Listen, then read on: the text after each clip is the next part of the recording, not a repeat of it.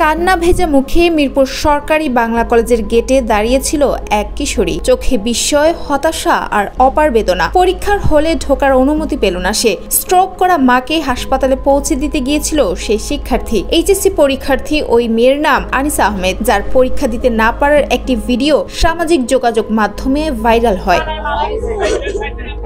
জানা যায়, স্ট্রোক করা মাকে হাসপাতালে নিয়ে যাওয়ার দায়িত্ব কাঁধে তুলে নেন আনিসা আহমেদ নামে ওই পরীক্ষার্থীর। ফলে ঢাকার মিরপুর সরকারি বাংলা কলেজ কেন্দ্রে নির্ধারিত সময়ের কিছু পর পৌঁছালে তাকে পরীক্ষায় বসতে দেওয়া হয়নি। একসময় কান্নায় ভেঙে পড়েন ওই পরীক্ষার্থী। তবে পরীক্ষায় বসতে না পারলেও এবার অনেকটাই আশার আলো আসছে বলেই মনে করা হচ্ছে।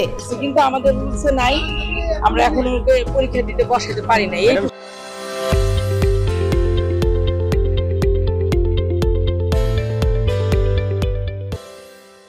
পরীক্ষা দিতে না পারার বিষয়টি প্রকাশ্যে আসে বৃহস্পতিবার রাত 11:15টার দিকে। বাংলাদেশ সুপ্রিম কোর্টের সিনিয়র অ্যাডভোকেট মোহাম্মদ রুহুল কুদ্দুস কাজলের একটি ফেসবুক পোস্টে, যেখানে তিনি এইচএসসি পরীক্ষার্থী আনিসার সঙ্গে আমার মাত্র কথা হয়েছে। তার অসুস্থ মা এবং কলেজ ঢাকা শিক্ষা বোর্ড ল্যাবরেটরি স্কুল অ্যান্ড কলেজের অধ্যক্ষ মোহাম্মদ আসাদুজ্জামান স্যারের সঙ্গেও আমার কথা হয়েছে। বাংলা কলেজের জাতীয়তাবাদী ছাত্রদল কর্মী শিব্বির আহমেদ উসমানী আমাকে যোগাযোগ করিয়ে দিয়েছেন।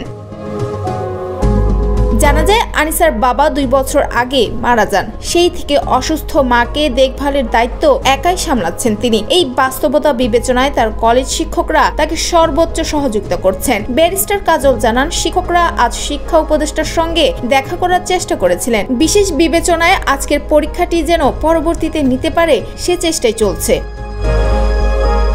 তিনি আইনগত সহায়তার প্রতিশ্রুতি দিয়ে বলেন, 2000 সালে মতিঝিল মডেল স্কুল অ্যান্ড কলেজের 132 শিক্ষার্থীর পরীক্ষায় অংশগ্রহণের একটি মামলার নজির তাদের জানিয়েছি। মেয়েটি যেন বাকি পরীক্ষাগুলো নিশ্চিন্তে দিতে পারে সেটি ব্যবস্থা করার জন্য তার মা ও অধ্যক্ষ স্যারকে অনুরোধ করেছি।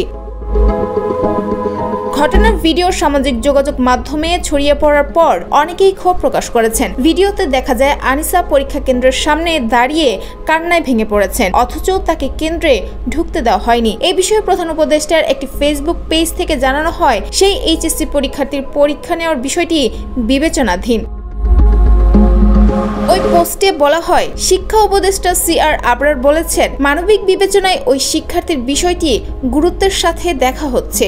বাংলা প্রথম পত্রের পরীক্ষা নেওয়ার বিষয়টি পাবলিক পরীক্ষা গ্রহণ সংক্রান্ত আইন ও বিধির আলোকে সমাধানের চেষ্টা করা হচ্ছে।